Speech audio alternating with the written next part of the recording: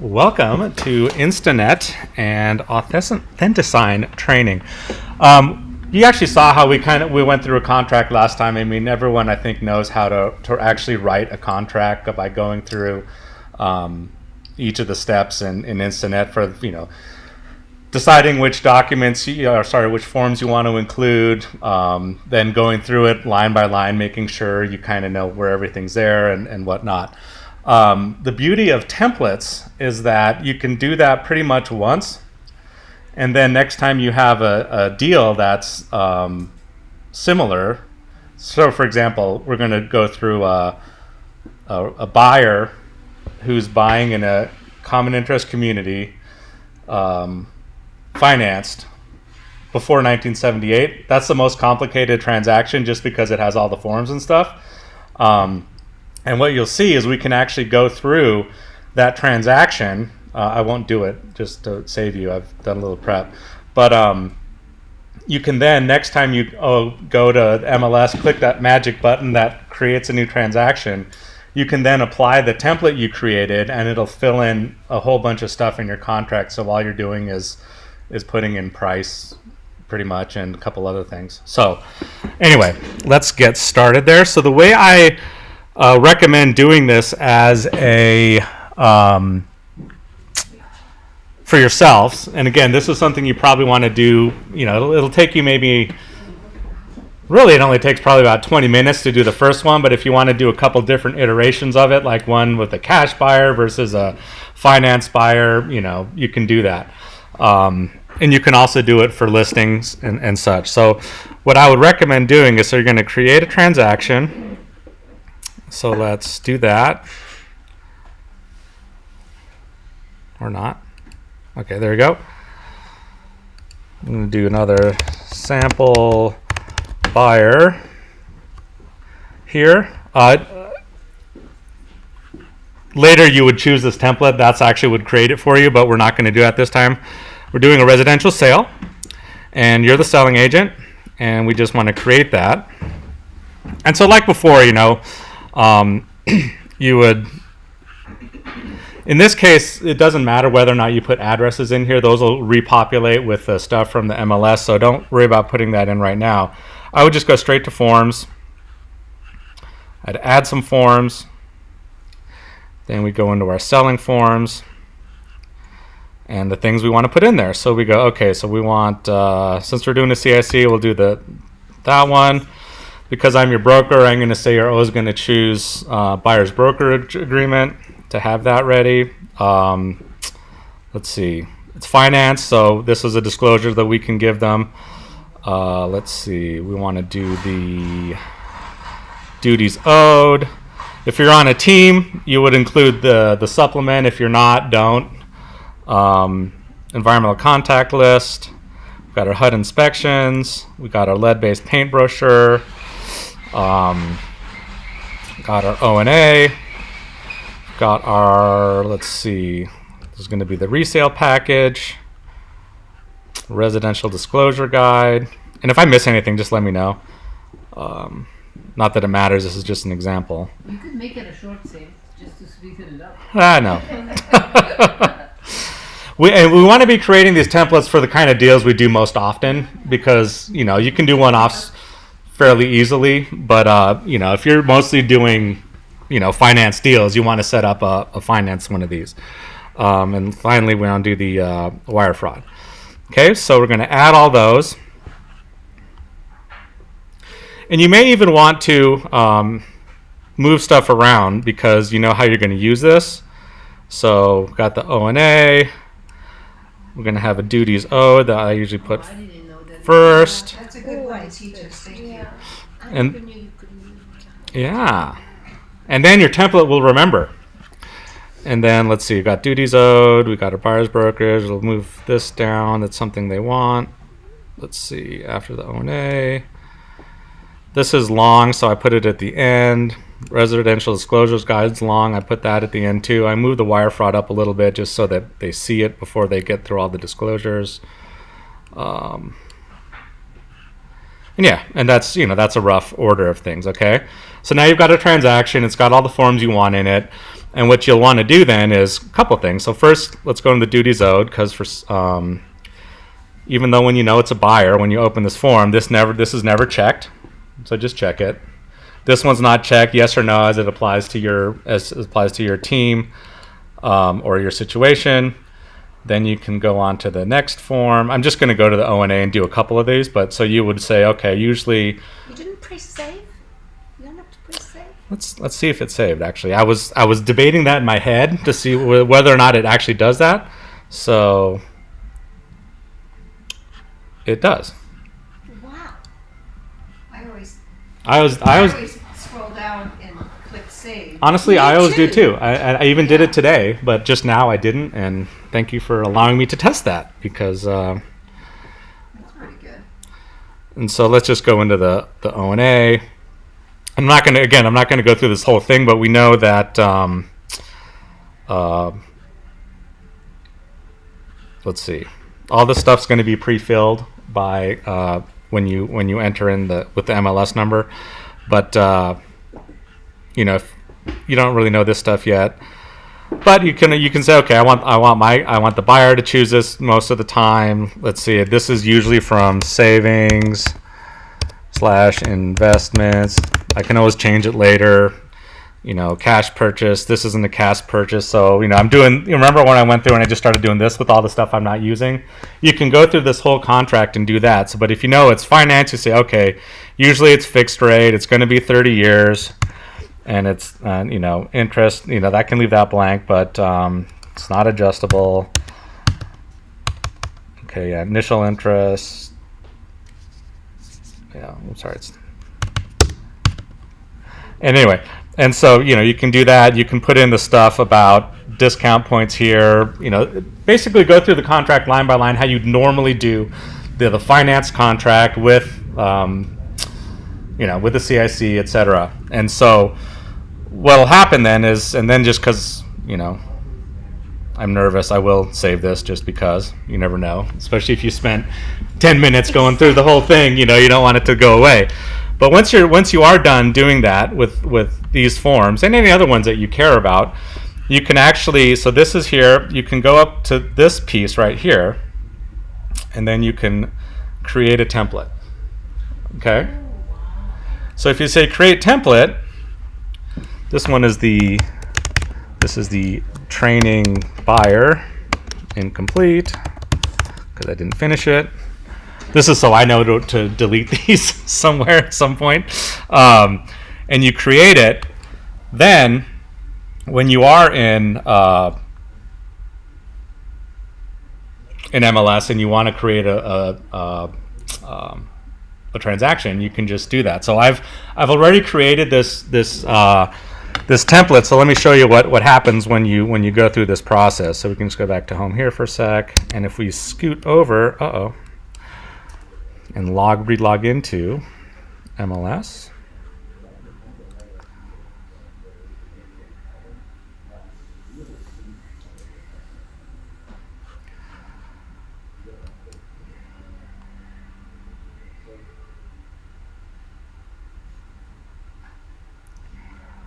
We'll just go to new listings,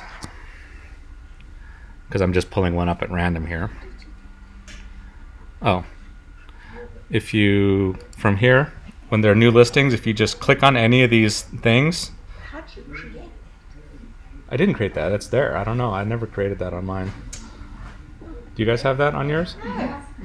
Some do, some don't. I don't know where it came from. There may be, you know what? I wonder.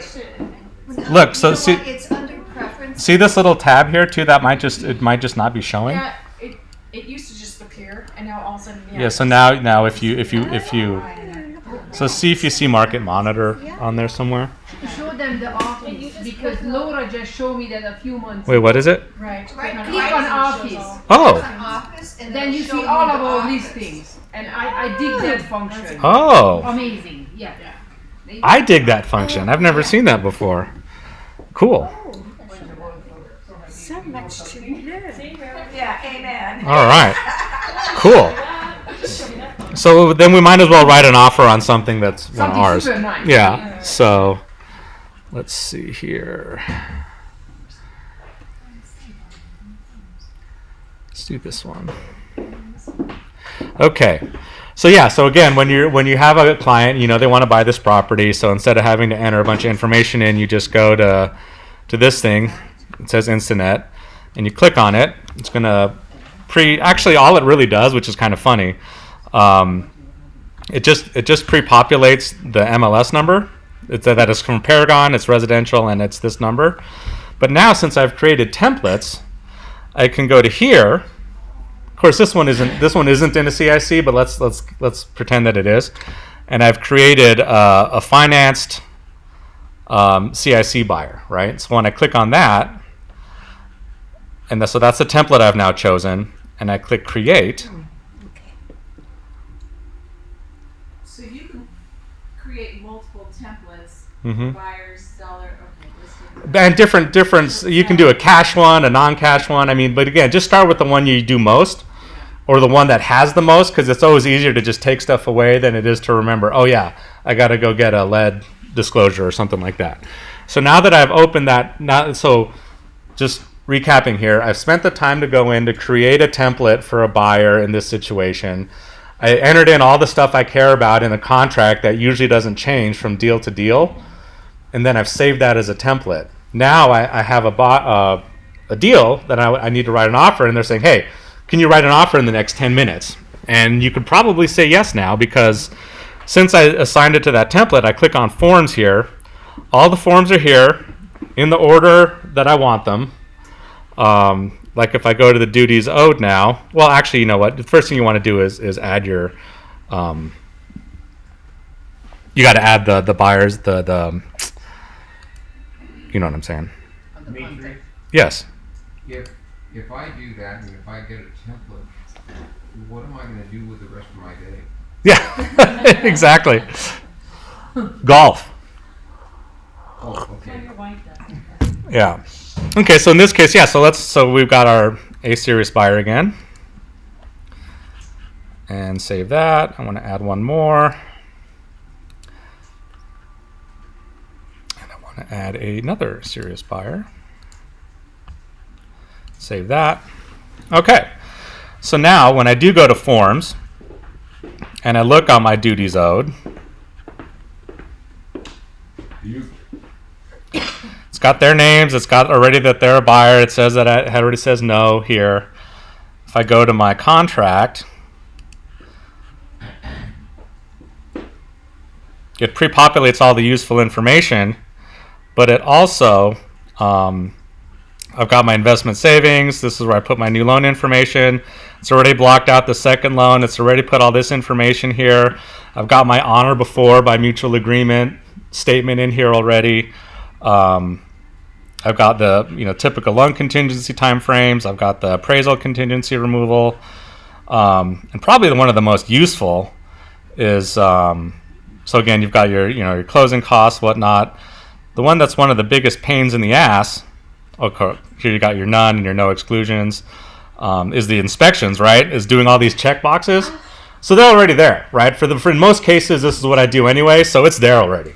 So all I have to do is, so there is a well, so I need to do the well, and make the buyer pay for it. But again, I'm just dealing with exceptions at this point. Still, I already got my as deemed necessary, So basically, everything I would put in here, without being specific to the deal, is already in here, including checking off these things, all that stuff, right? So how long would it take you to write that offer? Like literally 3 minutes. So that's the benefit of that. Now say, what else can we do? Yeah, so once you have this, oh my God, that's great. I just created this wonderful time-saving thing.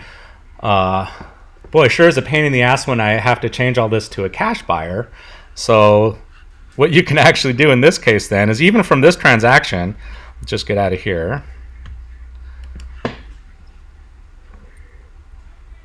So I've got this transaction, it's already here. I can then, I can go back into the O&A and change all the things that are specific to the financed offer to a cache one. So the statements you put in there, the X outs for the different errors you're not using, whatnot. And once you make those changes just in that thing, and maybe you remove the CFPB toolkit, form. Once you do that on this one that you just created, and again, this doesn't take much time, you go here and you just create another template. So now you have, and you call it, buyer cache CIC. And it'll be for Kinney Lane, but then No, it won't. it won't. A template's a template. It's a template. Yeah. I see, okay. And so, whenever you import all that other stuff, it'll overwrite anything of the Kenny stuff. So for that, in that example now, not surprisingly, I've created a template for that just to show. So if we were in this situation where we wanted to have another client who's writing an offer for this, and we got the consent to act for both those clients. Do you understand what I just said there? So if you're representing two buyers on the same property, that's also dual agency. Just a heads up.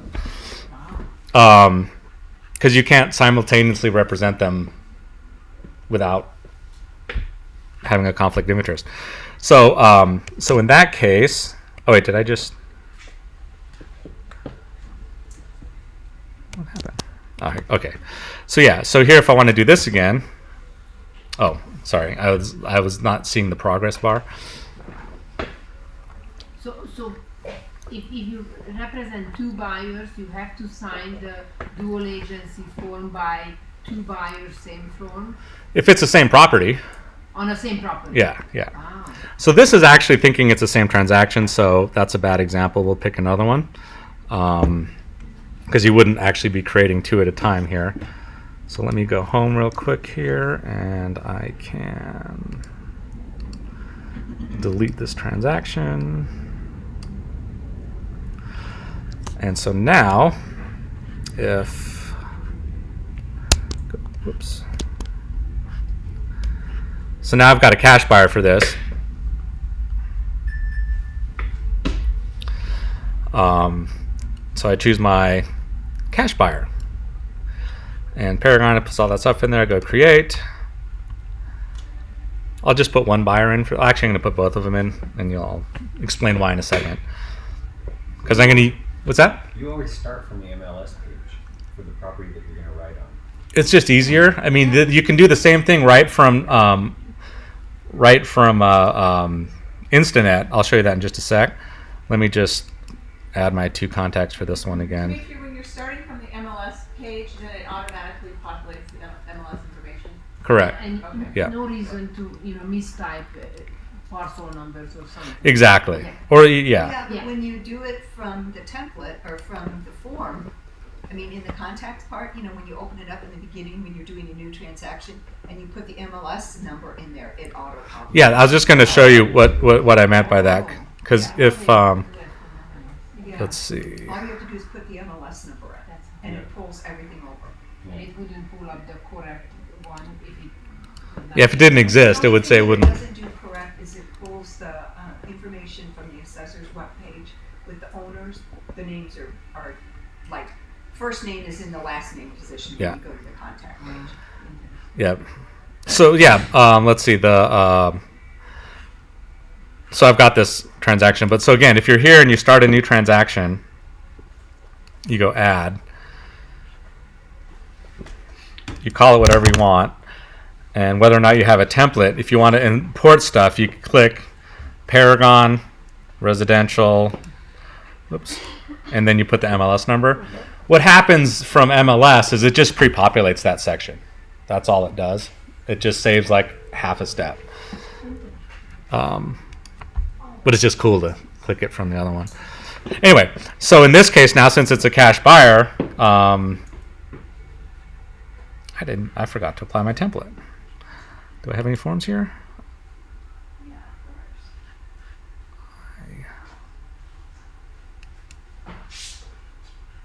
It seems to not like that I'm using the same transaction repeatedly, so that's just a odd thing. So I'm gonna delete this transaction, and I'm gonna just quickly go to a different property.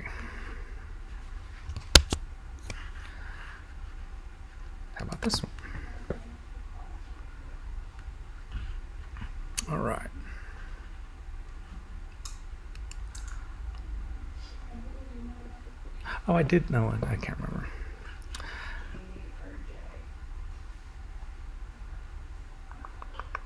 There's this thing. Okay, so in this one, we've got a template. Now it's a cache buyer, so I just click on the cache. It pre-populated that stuff, and I go create.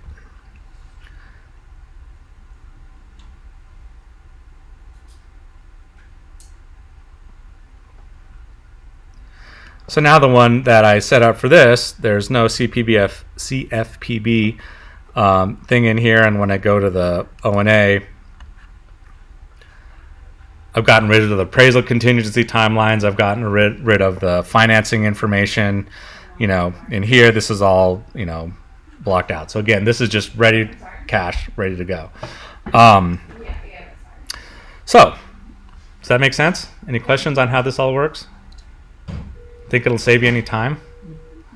So, one thing to be aware of is when MLS or RSAR, either one of them, whoever is, when they change a form, you have to go back to your templates and add that, because it just won't pull them. It won't pull up the old forms. It'll just not have that form.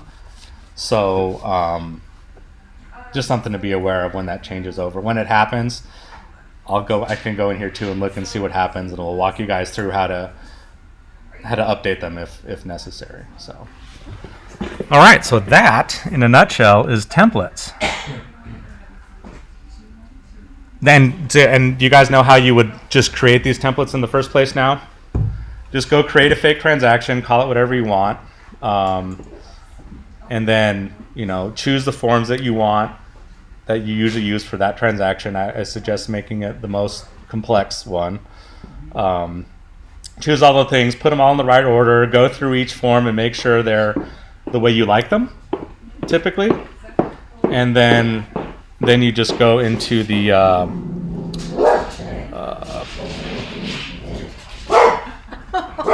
Go get 'em all. once you're in the transaction, you just go to here and you just create a template based off of that and name it something that's meaningful to you, that you'll realize is what you're doing. Okay, so that's You don't have to create a fake one. You can go to an existing one that you have and create a template. actually you probably could. I think you could. What I'm not 100% sure on, and you'll see when you do it, is if there is some other there will be some transaction specific information in that one, like the commission amount, the respond by date, etc. In the tools, there's a template icon. Where's that? Create template from there. Where? On the left side. Left. Okay. Oh, one of these. And see which one. Scroll down. You know what? One of those is create template. Okay. Or is templates. It's towards the bottom, I thought. Is it the bottom? Right there, what's that one? Support. Might be under setup.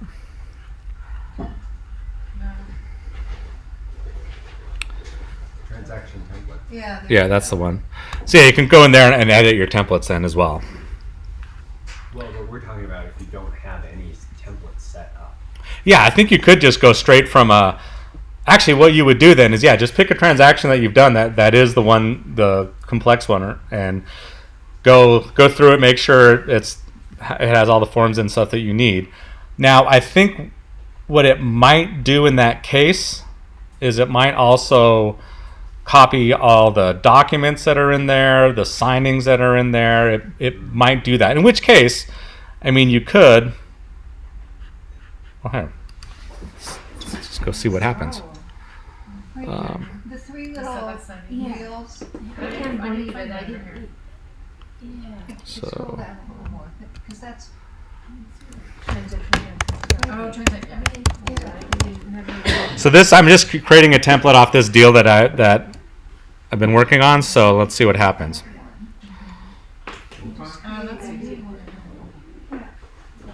So now if I go to settings and transaction templates, let me see my test template. What's in here?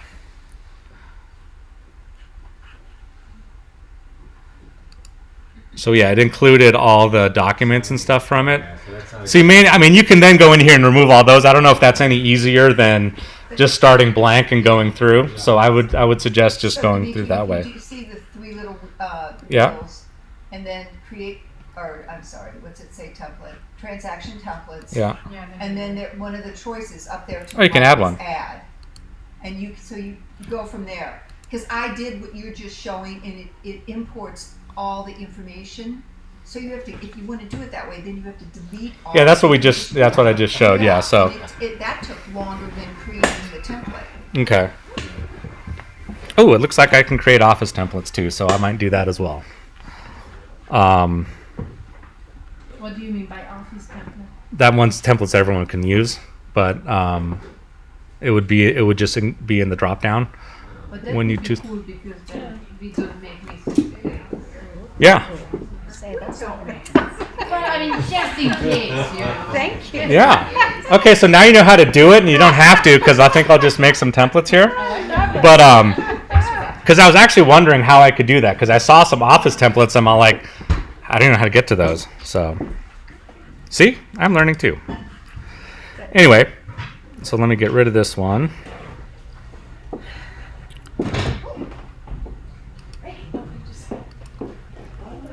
All right. All right, so now we've got some transactions. Let's look at we just created this one, right? Yeah. So now we got to get our buyer to sign it. So a couple ways you can get to signings. This way we can just create a new signing. We'll go this way. So this is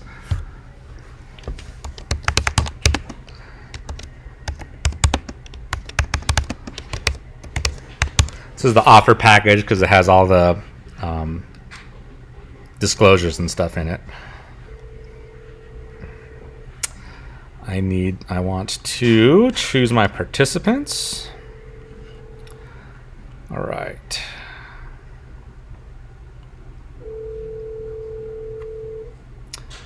I thought I added my I forgot to add contacts to this.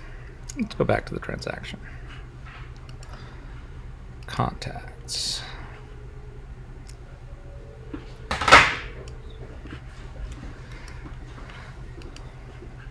So here we either set up or use existing contacts that we have.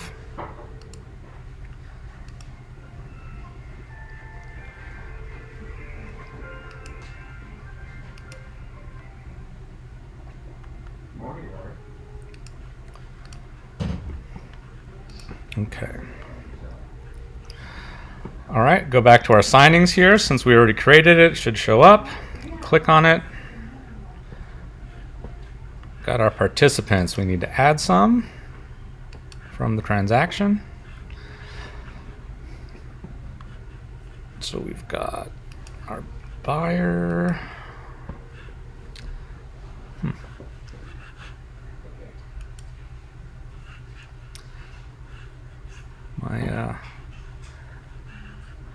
My screen has gone out of. Come on. Okay, excellent. Look forward to seeing. I don't. We'll add them. The problem here seems to be that the resolution. That's it. It just seems to be dropping off the bottom of the screen here. Okay, so that's just a problem with the technical stuff. Let's see if it'll let us find the other one. Shit. It is not. That is annoying. Well, we got one. Normally I do two because if you have two and then you create, they call them layouts in signings. It places the signing blocks in different places, right? May I have a quick question? Sure. At what point do you add the buyer number 1 or 2's contact information? Because I always end up keep adding it here. Do you have an earlier step? Yes, you have to do it in the transaction, not in Authentisign. So go back to the transaction, create the contact, that's the buyer, And then it populates it into here. then it goes into here, yeah. You can always change it from here, but it's always a one-off when you do, and it probably drives you nuts. Yes. Okay. All right, so we have the one buyer. Oh my goodness. Okay, these resolution issues are haunting me here. I don't know if you still see that kind of okay. Bless you. Thank you. Get anything on? Nope. You sprayed the floor. That wasn't very right, was it? Just kidding. All right. So actually now I can add the other one. So let's add another transaction person. This is going to be this guy, the buyer. It's Adam. So now I've got the two. Let's give him an email address. So now when I look at email address, it never saves. You don't because if you do it in here, it doesn't save it. If you do it in the transaction, it saves it. So if you want to not have to do what I'm doing right now every single time you do a signing, you should put an email address in the transaction contact. Okay.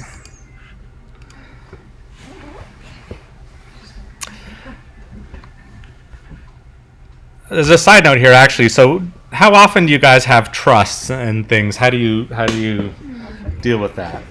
And actually, this is an open question, and I'm looking at Bruno here because I want to hear his thoughts on it. You know, if you just that say it's a husband and wife or just a single person buying the place, they're going to buy it in a trust. If you write the contract for the person, so that this stuff is easier, you can. My question is, or hypothesis is that it's easier later to just say buyer is. Oh, doing an addendum? Yeah, an addendum. Say buyer is such and such trust. But then the question is, so after that, does everything have to be signed as the trust, or can the person still just sign it? So I put it in the I don't know. trust name.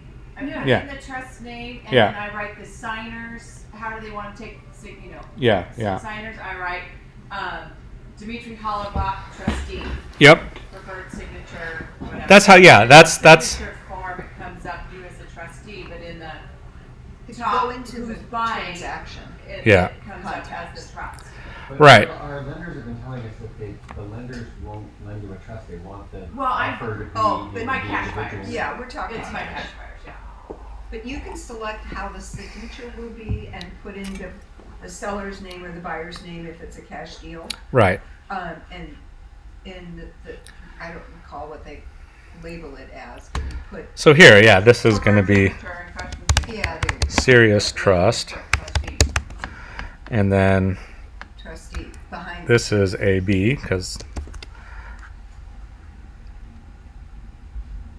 Custom signature. hold on. Is their name and then trustee. My mistake. Yeah, sorry. Well, no, my mouse isn't working here. You put the trust name here. Yeah. Yeah.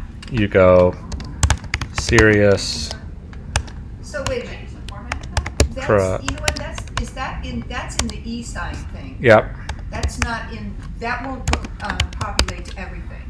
That's just for this one signature. One document. When you're creating, True. yeah, it's No, yeah, if you go- contacts. yeah. You put them under. You started in the right, Patty, the contact Yeah. section, and then it comes up as. Can you show us And then how to it'll do that? populate. Yeah. Let's just do that because we got time. This is not going to take. Well, it will now, but it wasn't going to take the 2 hours anyway. So, Same for but I want this kind of stuff. This is what we want. So. Usually same for LLC than for trust. Mm-hmm.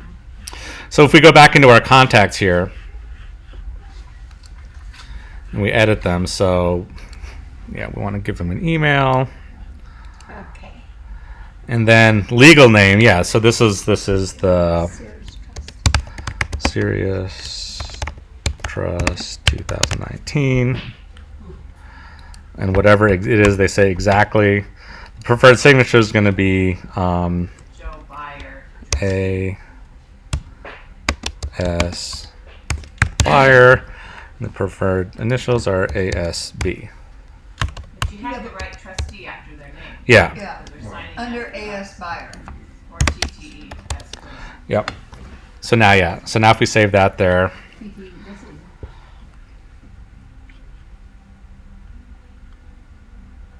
I'll just leave the other one here for now, just because I don't want to take the time.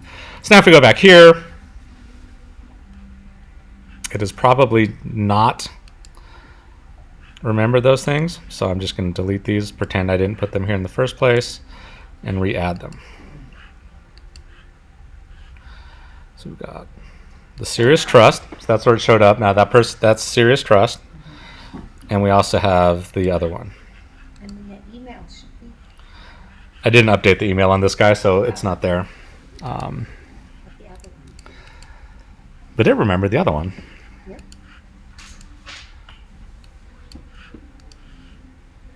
Okay, documents.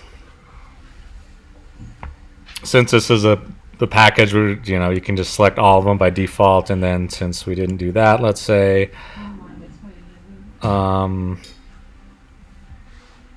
let's just say all of these are part of it. Okay.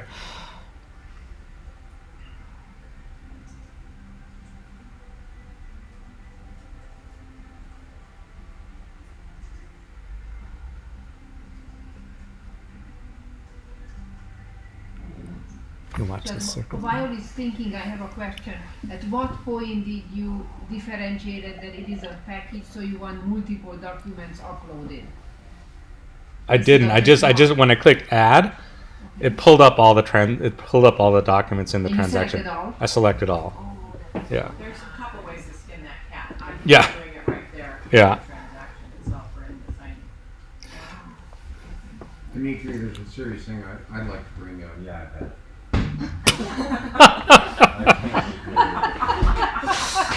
What serious thing are you bringing up, I Tom? love that Bob got your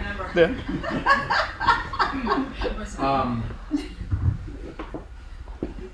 Multiple listing, or the board, I believe, has, if you're in the multiple listing, creating forms or things like that, or anytime that you get on to Paragon, they know by how you sign in, if it's you or somebody else. And so my thoughts have been, I want to create as little as possible in the multiple listing service, because I think that they have access to absolutely everything that you do in your multiple listing. So, because I've been contacted when I was in Dimitri's position, that they indicated that somebody else was in my Paragon, and nobody has been in my Paragon, and I had to switch my login about 3 or 4 times within about a year and a half. Really? So they know stuff that I'm not sure how much they know. Yeah. I don't know if they have access to absolutely everything that you put into multiple. They probably have access to everything you do put in, but I think the login stuff is separate. They probably just have some algorithm that says, hey, there have been multiple logins, some of them concurrent maybe, from different devices. I don't know. Some glitch somewhere, somehow. Yeah. Maybe. So what's your advice? Well, the thing is that I try to put as little as possible into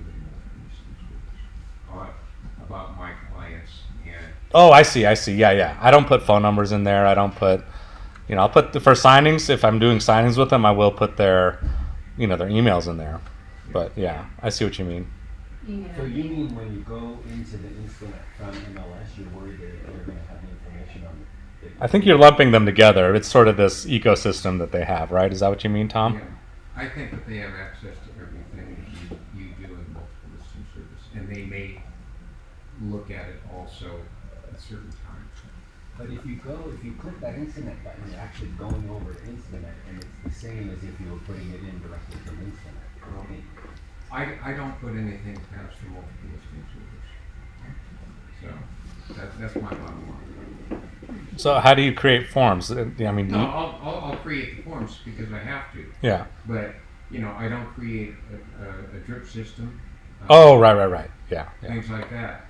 To me, they have access to that, and I don't want them to have Yeah. access. Yeah. That makes That's sense. the point. Yeah. That's the point. Okay.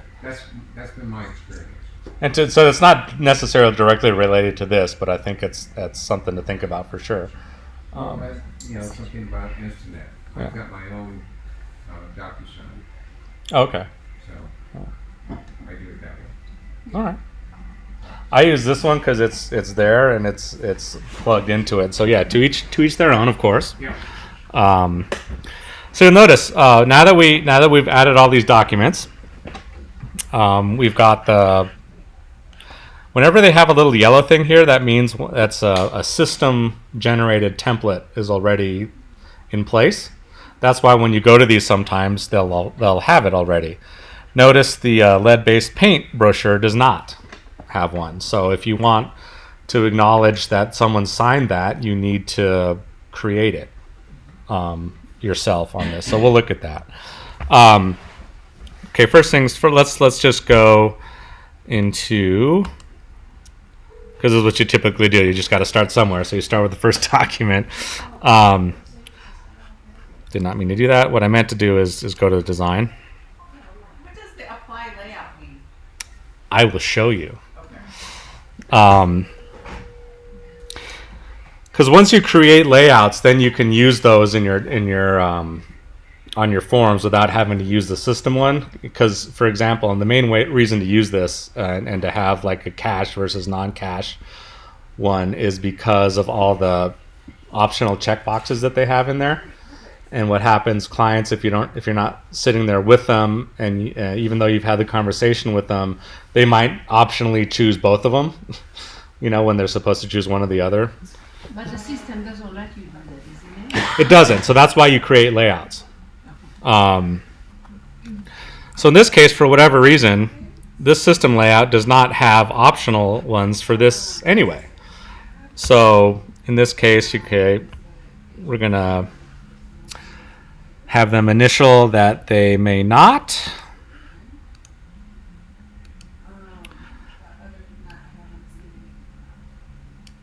And otherwise that looks good. So this will be a nice simple example.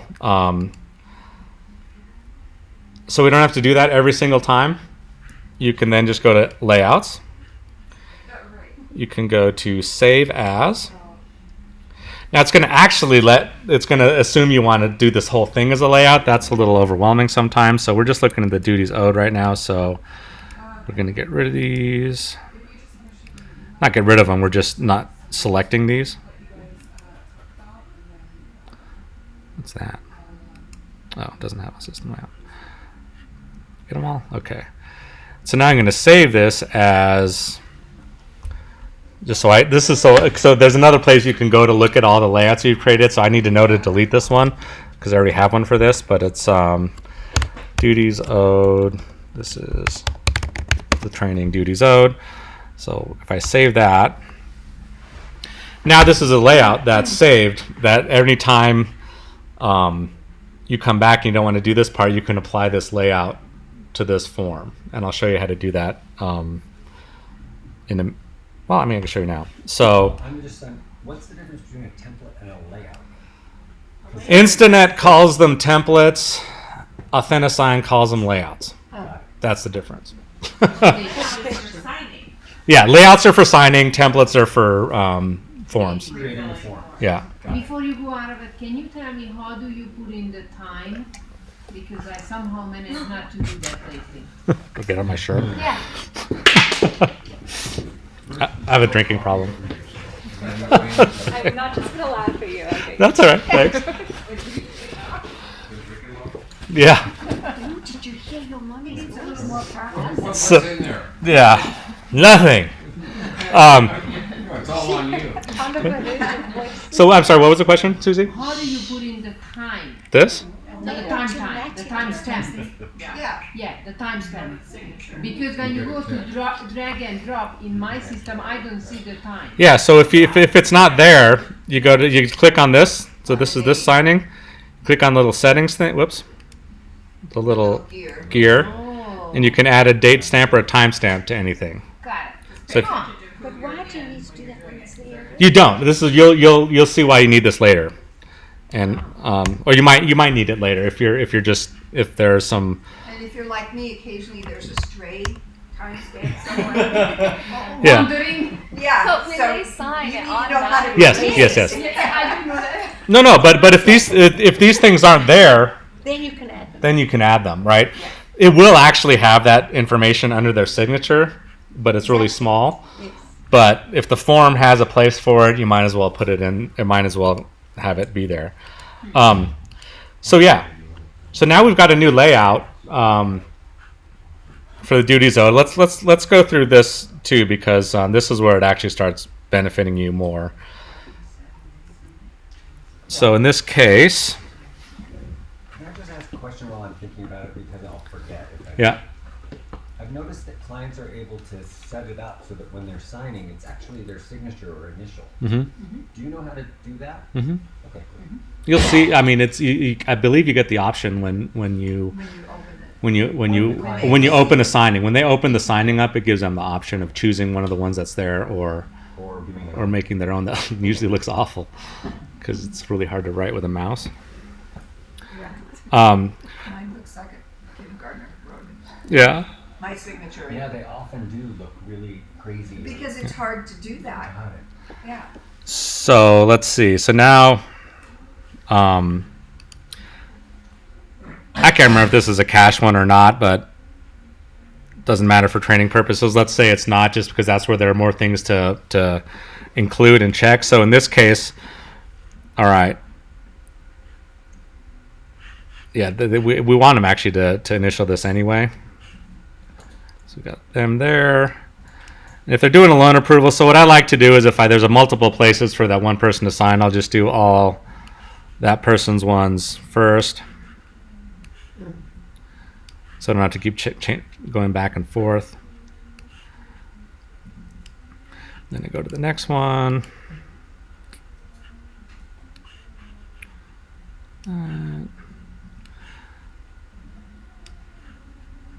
So this can all be saved so you don't have to do this every time. Exactly. Oh, that's really good. This is tiny.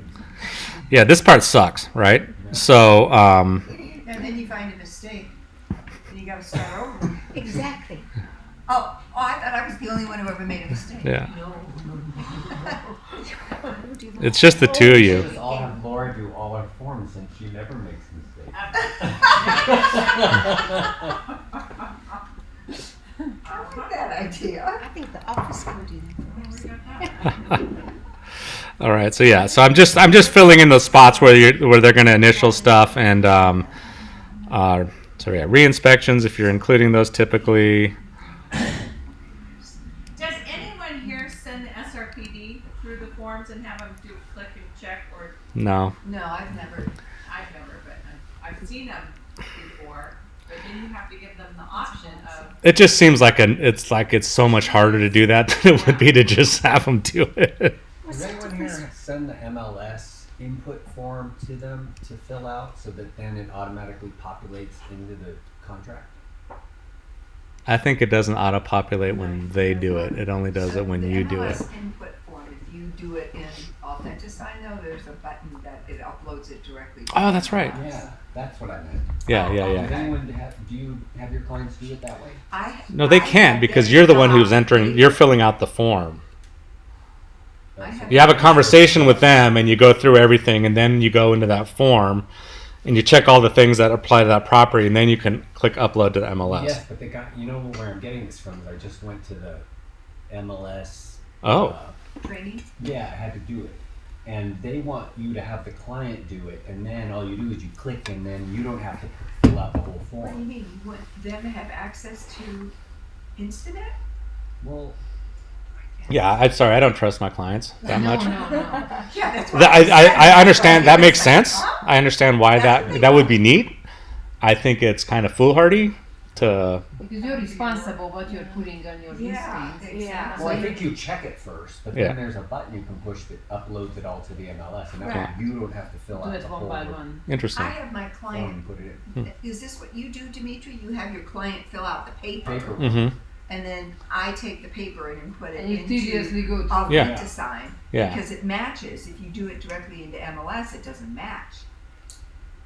So what you printed out comes from not OLRE, but Instanet. Yeah. And so if you take that document and you go back, it's just following it real quick, and then hit upload. Yeah. I hadn't seen that. That's new information to me. It's great. I think maybe that's a good way to pre-populate and then just check it from there. That might be Well, the yeah, what they're saying is send it to them with the whole listing package. yeah. Let them fill it out, and then you check it and hit the button, and that way you don't have to fill out the form and then put it into MLS. I'm not. It's Yeah. already filled out. I'm not aware of any functionality in this without having to set it up painstakingly myself that allows the signer to input it themselves. Oh, You know what I mean? That's so much Electronically. variables. Electronically, correct. all right. I don't know. And maybe I'd be curious to see more. So I'm just going through this to make sure all the stuff's checked where it needs to be. I think like there was some stuff that's. Oh, there it is.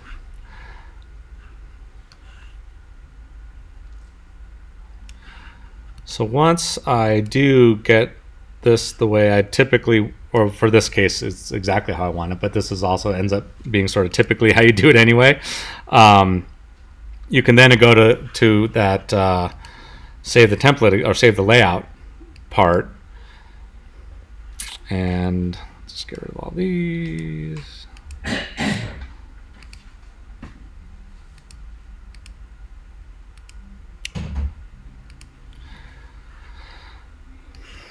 So this is training. I know. This is going to be O and A finance. So now, when I save this layout later, I can apply this to a document. I don't have to do what I just did, to change all those things. The commercial contract, there are so many more of the optional ones in there that it's just so much more frustrating to do than this. But yeah, so that's another good reason for layouts. And you can go through the whole rest of the thing too. I mean, a lot of these other templates work just fine. Which one is this? This is the CIC one. It's already got the stuff in the right place. It's got those things. Those. HUD, it's got one. Wire fraud. This one, it does not, right? So this is a lead-based paint one. So sometimes it's hard to see it on this. So you need them to acknowledge this. There's a good news and bad news on this one. So you can obviously you can put their a signature, and you can put the other one's signature. But maybe just a date. You can move those around if you need to. What's the difference between the blue and the red cross? Required, and this is optional. So If you have the conversation with the client, can you just use the required? I was just going to suggest that, and Not to confuse them. because otherwise it confuses them. Well, should I not? And so Are you talking about the these things, lead-based paint disclosure? yeah. Okay. You want some record that they received it. Yeah, it's on the disclosure. They have to sign whether they got it or not. It's an option on the disclosure. It is. Mm-hmm. Oh, that doesn't have a system layout for it then though. So No, it doesn't. where does it say sign it? It not on the booklet. On the Oh, got it, lead-based got it, paint got it. one-page disclosure. Okay, but that's provided by the seller. But there's a place for the buyer to check off that they got this booklet. Yeah, which they never read. So this covers your ass that you provided it, right? Because you should provide this. Yeah. Maybe you don't have to have them sign it, but I Always send it. Probably less. I typically do. With the disclosure. Okay, I mean that could work too. What might be an idea is to have a copy of the pamphlet or the booklet and put it in here Okay, in the top drawer. yeah, I didn't do that. slacker. In your position. Well, that's That's a because good you idea. guys only deal in newer homes. So yeah, in this case, by the way, this applies to other things too. If, sometimes you have a form, maybe you got it from someone else, and you need to have it signed, but you need to write something in there. You can either have your client write it in, which is hard, and I don't recommend, or you write it in for them. So if you are, this box here, this would be the client would have to write something. Oh my. So when they got that, you might say name, and I'll give you an example of that Patty's been using this to good effect, and I want to show that example actually, and it relates to commission instructions. But if you want to write something on there, you go to markup, This I don't know how to do. click on that, and then you can say, whatever, let's say acknowledged by. Oh, cool, Dimitri, thank you. So you do that, I never heard that. Wow. and then that's in the document now. So you've actually created, this will show up on their, this is on the PDF that they get, and then it's saying that they're acknowledging it here, or read and reviewed or received or whatever. Press markup. So yeah, so on markup, you press this, and unlike all the other things, when you press on these, you don't drag it, you just click it once, and then you click it where you want to write it. Oh wow. Unlike the other ones where if you click it, it just shows up somewhere on the page. Yeah, that's why I have. That's why you have the stray things around, don't you? Yeah. I don't know. So you press markup, then the T, and Yeah. then you drag it. Yeah, and actually, if there's stuff you need to line out of a contract too, you can just sort of, Oh my god. Wow. so you can do that kind of stuff too. You can create That looks like fun. boxes. I like the highlight. You can highlight stuff. So that's what markup does. Huh. Apparently, you can do it with a pen too, and see if you can sign your name. Nope. So yeah, that's what markup does. It marks it up. And the other thing allows the client to type something in or actually handwrite something. Type. Got it. So I'll show you that example in a sec when we get to that. So in this case, this is what we wanted to do with this. Now, I can also save this as a layout and call it lead-based paint disclosure. Unfortunately, it will not remember this. You'll have to either add that or just not use it. It's just having them, you know what I mean? It's up to you, right? It's implied that they read and understood it if they're signing it, allegedly, maybe, probably. But it won't remember your markups. It won't remember the acknowledged by that I put in there, unfortunately. But it'll remember the line out and the other part. No, it won't remember that either. None of the markups. It won't remember the markups. It won't. Yeah. So layouts only remember where you put signature blocks, initials, timestamps, date stamps, all that stuff. Basically anything in this box. What's the round zero button? That. Oh. It's a radio button. Whatever that means. That's one where you push it and it goes on and push it and it goes off. I don't know why you would ever use it. I don't either.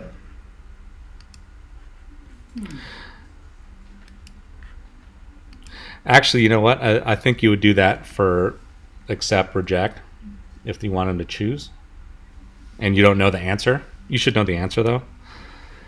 So just go, and again, this is not relevant to someone sending an offer, but if you're accepting an offer, you've uploaded it here.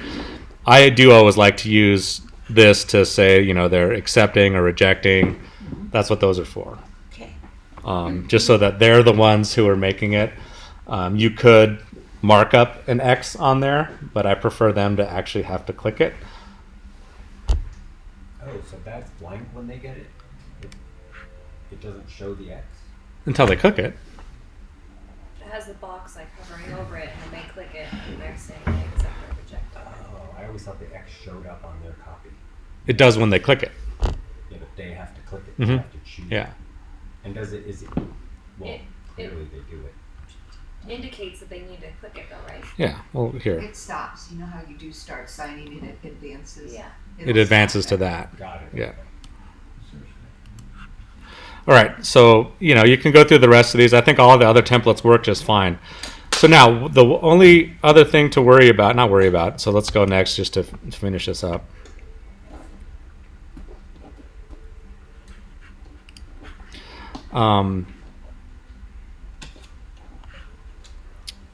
If you create another signing,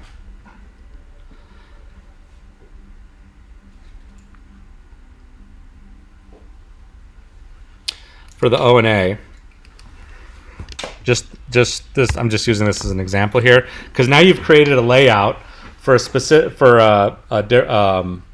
you know, financed offer. So it's got the check boxes, or rather the initial boxes for the contingencies and that kind of stuff. When you do go into this and you do create the signing, we're just gonna have one of them sign it. And you add the document. Let's see the O&A. Before you apply your layout, you have to remove the system layout. Otherwise, it'll just put it on top of it. Oh my. I don't understand what that means. So when I click on here, it's saying, okay, there's a the little yellow boxes told me that there was a system layout that was already applied. That's sort of like a global layout. What you would need to do is you have to remove that system layout. Go back here. And then you're going to apply it. The one that you made. So you go here and find it. What do I call it? Training. Training O&A, right? Then you apply it. This, and so templates and layouts make submitting multiple offers by the same client who is, you know, buying lots of properties or putting offers in on a lot of stuff super fast. Anyway, so yeah, then you go to design. Sorry, that's my phone. The it's got all these things in here for the usually they pick up faster, don't they? It sounds like it's in a line. So, yeah. So here you can see that it has all the pieces in the layout that we had already put in there. So that's the benefit of a layout. You don't have to go add these things, remember these things. It is always a good idea though still to go through each page just to make sure that you haven't made a mistake in your layout, or if there isn't something that's different in this contract and whatnot. But it's a lot easier to just, you know, go, okay, actually, so I don't want this one, so I'm just going to delete it. It's a lot easier to just remove stuff, or if stuff's in the wrong spot, you can just move it around. You know, that doesn't matter for these because this is a fixed form. But the one example I wanted to show you that is both more convenient for you and also self-serving for me is the example I will use is commission instructions, right? So what happens when you get a random form from somebody that you just need to get signed? It's some random disclosure from, you know, the other agent, or it's your commission instructions. Let's use that example. So I'm an agent now. I know Dimitri's a slacker and he doesn't sign stuff on time, so because he's never in the office. But I want to send this to him via Authentisign just so that it gets done quickly. Patty just did this and it's awesome. So what happens? So what you'll do? Question for you: where did you put that signing in? Did you create just like a random transaction for signings, or did you actually just add it to that transaction? I just added it, and I should have saved it as a template. I didn't think about it. Right. So that's what I'm going to suggest. But all the title companies have a little bit different format. Yeah, exactly. But you'll still want to set a template, because let's just go through the case and I'll show you. So let's get out of here. So now I've got a commission instructions that I got. So here's some commission instructions from Western Title. I know where they are, so I'm going to go into. Well, I mean, I can go into my transaction, or I can. You can also just create a Standalone document. a standalone document, or you can just create a transaction that you could call, Practice. one-off signings, random signings, whatever, just so that you don't always have to pick a transaction or create a new transaction for it.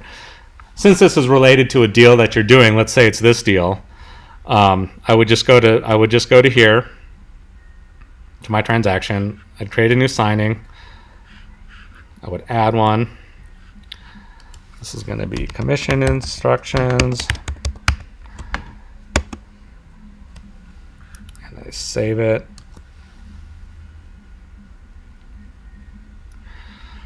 Do my participants. That's going to be my broker. Let's see. Listing. It gets confusing. This must be the listing. Wait, where's the... So you're sending it to yourself? Well, I'm the broker and the agent, so it's confusing. I can't read which is which. I don't know. Got it. So I'm not agent. So yeah, this is probably the one. This is going to be a remote signer. And actually, it doesn't really matter what role it is, because you're just going to be slapping the signature on some random... The system doesn't need to know where you're putting the signature. So then you go to documents. A lot of times it just pulls up the ones that are in the transaction. You go, but I wanted to do something else, so you just have to close it again and then open it. And then you're allowed to upload a file or get it from somewhere else. This one is in downloads. I just know that. Yeah, wherever I put the file, that's where I get it from. And I don't currently have a layout, so let's design this. And I know all commission instructions require a couple things. To save you time, because it's not that big a deal for me, you would just say, okay, let's put broker signature. Oh, actually, is that agent? Who knows? This one's a little different. So usually there's just one signing block, and it's usually like there's a signature. This is the name, right? So if it's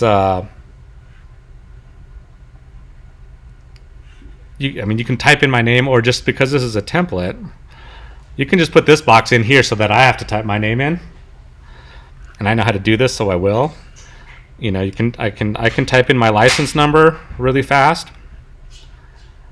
And I can type in the expiration date really fast.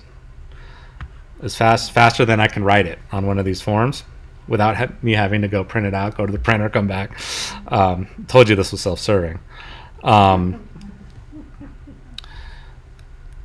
Oops. And come on. There. So now I can actually save. Now I want to save this layout as commission instructions, right? So that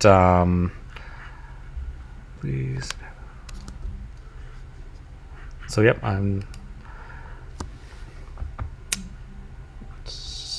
broker. Although again, that probably doesn't matter in this. It's commission instructions, right? So now I can send this and sign it. But the beauty is later, if I get other commission instructions, even if they're laid out differently, I can assign this layout and then just move these things around where they need to be moved to, and then hit next, right? Can we have an office template so we all have the same? I don't know that I don't know that I can set up system-wide layouts. Oh, okay. Does your email have to be on there? No. You could, but most of them don't have the email. That's why I didn't add it. If you think it's important, then you can just throw a text box for me to put my email in if you want to, right? And again, that's easy for me to do.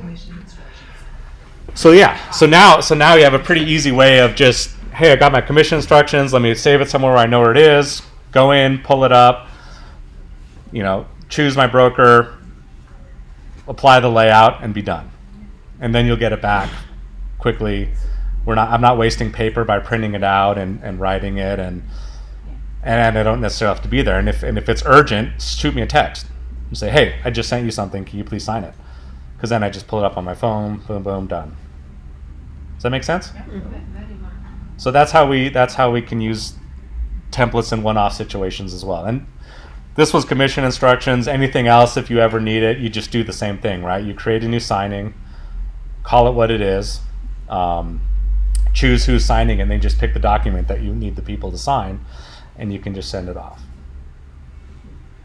I have a couple of technical questions. Sure. If you're representing, let's say, the buyer and you have a lazy as listing agent, can you send documentation to the seller for the with DocuSign? No. No. You could if the seller, or the listing agent would give you their I'll let email. you do that. Yeah, I recommend not doing that. I know, but sometimes you do the work for the other agent. Can you do it digitally? That's most of You the better have No, permission. yeah. Yeah. I Usually there. Yeah, I know. All right. So that I think covers everything. We know how to add text. We know how to, so yeah. Any other questions on this stuff? No. Tom. It doesn't really pertain to this, but it pertains to transactions. When you have a counter Yeah. that the seller is countering an offer, Mm-hmm. and then you get a counter to the counter, which is not acceptable to the seller of the property. Mm-hmm. There's only two on the counter to counter. There's only accept or reject. Right. That's when you can add this text. Okay, or the thing is that what you should do on that is underneath the reject, create another box that says subject to counter, Yep. dated, whatever. Right. And it's above the seller's signature. Yeah. So, So you're rejecting it, yeah. subject to Or counter. You're actually accepting it subject to the counter offer. You're subject to the counter offer because you're rejecting the counter to the counter, then you're rejecting everything above that. So you don't reject, you accept You- or you don't. Yeah, You subject box. to counter offer, and you date the counter offer. Okay, the other thing is that how many of you have received from a CB agent, a Coldwell Banker agent, their disclosure for your seller to fill out? Have you ever seen that? Wait, what is it? A disclosure for what? Coldwell Banker. It's a This one more, does the same. it's about a 5-page disclosure, Oh. seller disclosure. What do you do? Throw it away. No, and they put it in that it's part of the contract. What do you do? You can either counter it That's a good or sign it. Either you fill it out, which I would suggest not to do, but I would counter it by saying the CB offer is hereby rejected, or whatever the appropriate words would be, because it is way over the top in my estimation. Yeah. Okay, and the other thing is that what we have never done at Oliver is to actually indicate to you as agents within the office that if you write on another Oliver listing, that you are automatically assigned to be the buyer's agent. Otherwise, if you don't have that particular statement in the office, you actually are representing the seller as a buyer's agent. Because this office owns the listing. Yeah, Can we put that in the Whoa. ICA? it's not in the IC. No, I know. Can we add it? Is that a place that we could add it? Yes. Okay. That's where you would add it. Okay. But the thing is that it has to be, all of the agents in the office have to have particular knowledge that in the event that you put in an offer on an Oliver listing, that you represent the buyer. Is that an agenda? So According to the If I underst- law, you have to, as a company or as an office, you have to indicate No, We can do it on the ICA. yeah, that's something the brokerage will do, and it will be an addendum to your independent contractor agreement, just so that we're covering ourselves in that scenario. Just for clarification, ICA? Independent contractor agreement. It's what you signed. Thank you. That's the only reason that you're here.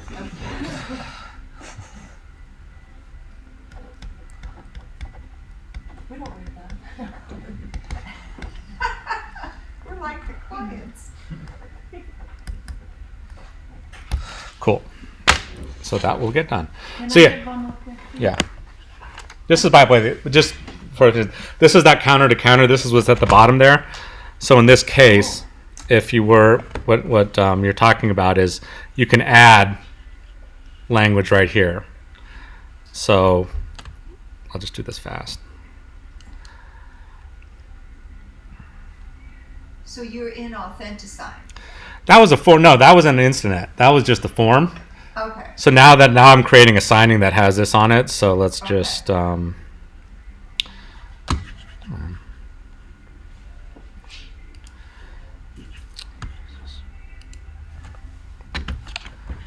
so in this case now you would just add to the bottom.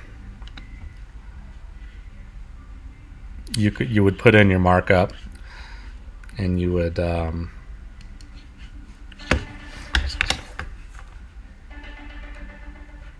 oops. Come on. Oh my God. Sorry, my mouse is giving me problems. And I'm distracted by that annoying phone. It keeps ringing. You would just write it in here. Acceptance of counter subject to, blah, blah, blah, blah, blah.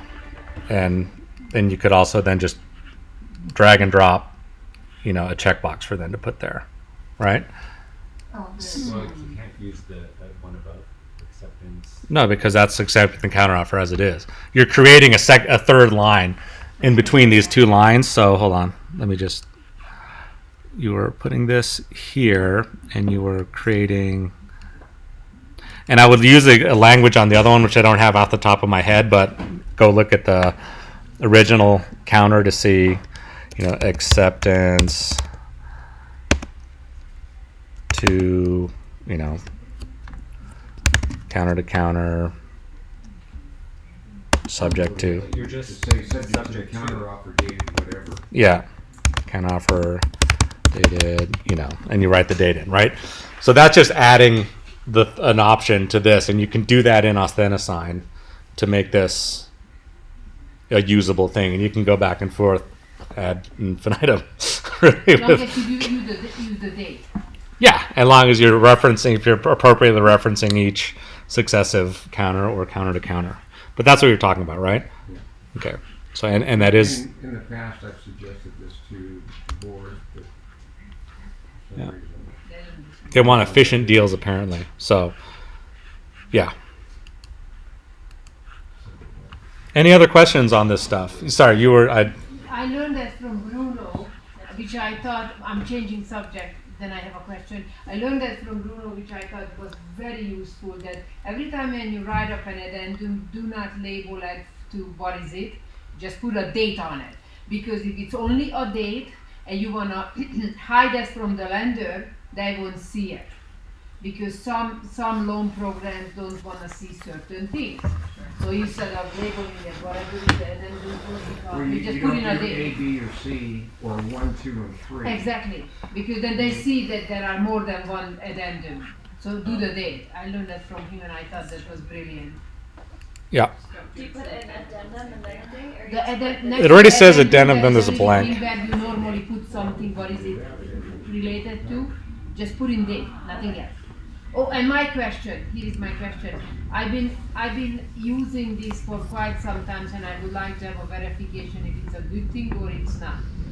I print out the MLS, all 2-3 pages of what we are buying, and I make my buyer sign every page because that is frozen in time. Yeah. If the listing agent in the meantime changes something, it shows that the time of the offer and acceptance, that's what it was listed. Mhm. Because conveniently, Frigidaire is no more included, or sauna, or whatever. You see what I mean?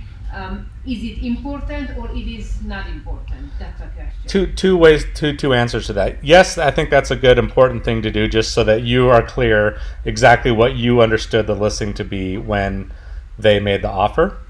But secondly, anything that is in MLS relating to personal property, jacuzzis, that stuff has to be in the contract. You cannot write per MLS. You need to write everything that's in there, because if it's not in the contract, even if it's in MLS, it's not in the contract, and then you don't. That's the second piece, and the important thing is what's in the contract is what matters, not what's in MLS.